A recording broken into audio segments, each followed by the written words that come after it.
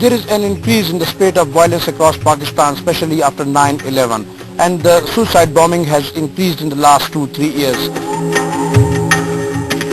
The first suicide bombing in the country's history was carried out in 1995 when Egyptian embassy in Islamabad was targeted by an explosive-laden vehicle, resulting in the death of at least 14 people. The next suicide bombing occurred in Pakistan in 2002 when French engineers were targeted in Karachi, resulting in the death of 14 people, including 11 French engineers. Since that time, the data shows that the number of suicide attacks have increased. In 2002, only 2 suicide bombings occurred, which resulted in the death of at least 14 people, while in 2008, at least 59 suicide bombings have left at least 852 people dead, including 712 civilians and 140 security personnel. While in 2009 so far, at least 74 suicide bombings have occurred across the country, most of them in NWFP and FATA, resulting in the death of more than 3,000 people. In most of these suicide bombings, we have seen the teenage and the youngsters were used by the militants, and also they were trained in their training camps in FATA across Waziristan, also in Bajor agency, and in a recent visit to Waziristan, a Taliban paradise through which they motivated those youngsters. We have a number of stories. Today we will be talking to 2 such potential suicide bombers who had different stories to tell. One is Usman from Bajor agency, while other is Ikram from Lower Deed district, who once were perhaps ready to do a suicide bombing, or they were forced into doing suicide bombing. We will be talking first to Usman, that what motivated him to go for the suicide bombing and why he is repentant now.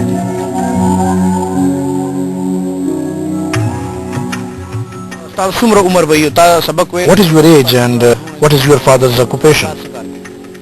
I'm 14 years old and we have 7 brothers.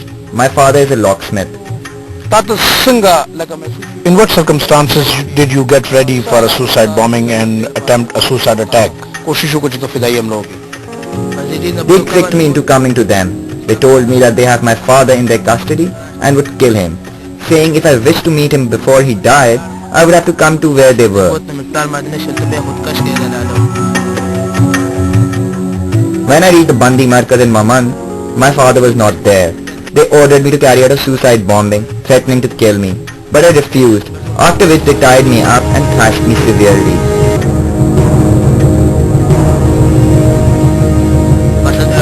After some time, I agreed. Then they started telling me about the privileges and comforts of the divine verse and about the heavenly maidens I would receive in reward for carrying out an attack. But I refused again. After that, they started intoxicating me with drugs and pills. After taking those pills, I could not remember anything except the orders they gave me that night.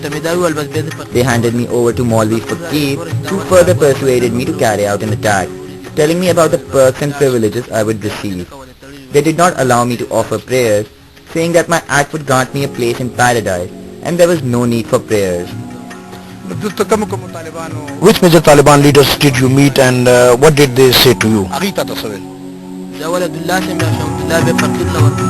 I first met Abdullah, who then handed me over to Fakir.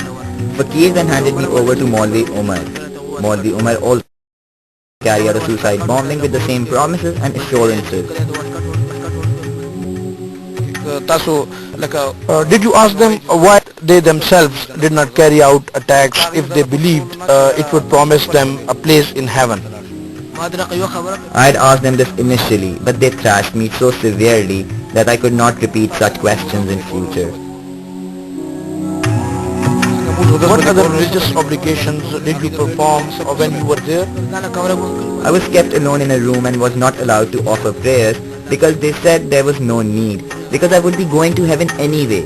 I was kept in custody for 8 days and not allowed to offer prayers.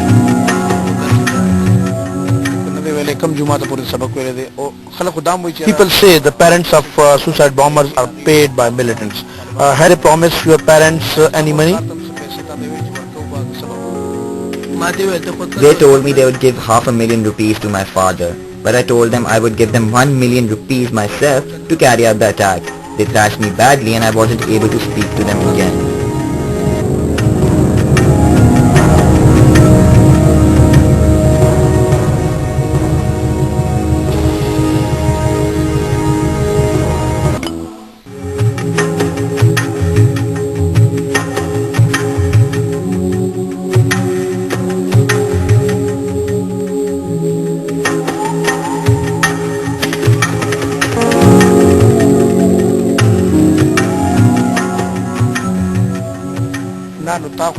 You said they drugged you. Did this prepare you for the attacks, or were there other reasons? I was brainwashed, given pills and motivated, and there was nothing else in my mind except the heavenly gains which I was supposed to get in life after death. They drugged me at night, and I would remain asleep all day until the next dose of pills in the night. There would be regular sermons while I was drugged until my mind was filled with nothing else except the heavenly maidens and other games.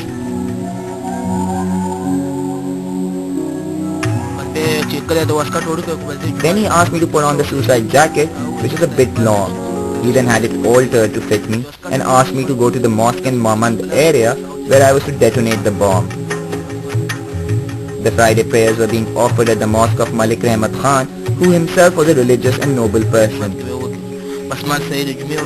As I saw people offering their prayers, I thought about the innocent people who were going to be killed if I carried out the blast, so I decided to return without doing it. When I returned, Maulvi Umar asked me why I didn't do it. He then thrashed me and abused me and handed me over to Sheena, who is another militant commander. I eventually escaped from his custody and went to Mardan. They kept searching for me and also went to my house. Upon my return to Bajor, I was arrested by security forces. What kind of training did they give you to carry out the attack? They told me about the heavenly gifts and blessings I would get. They also told me that the people opposing the Taliban are enemies of Islam, who want to weaken Islam and destroy our religious norms and traditions.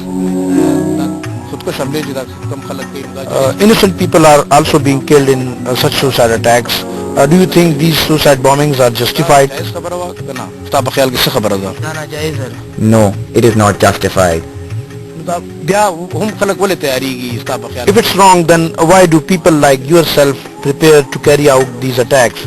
As I have mentioned, more than 74 suicide attacks have occurred across the country, so far killing many people. The militants take away children by deception, brainwash them to prepare for the suicide attacks by giving them drugs and persuading them of the blessings they will receive. How many children were there with you? There were two others, one from Shandi and the other from Mamand village. In Khar or somewhere else? No, I was in Mamand, in Banda Markaz, which is under militant control. What messages you would like to give to these suicide bombers? Is it right or wrong? Should they continue or stop? They should stop carrying out such suicide attacks. It's unjustified and will only land them in hell. Do you remember anyone who has carried out a suicide bombing before you? No, I don't remember any such person. Where are those two children who were trained with you? Did they carry out an attack or not? I was assigned the task before them. I don't know whether they have carried out an attack or not. Are your parents still threatened by the Taliban? Do you feel satisfied and safe? I don't know. They might still be coming after me and looking for me, but I'm in custody, so I don't know.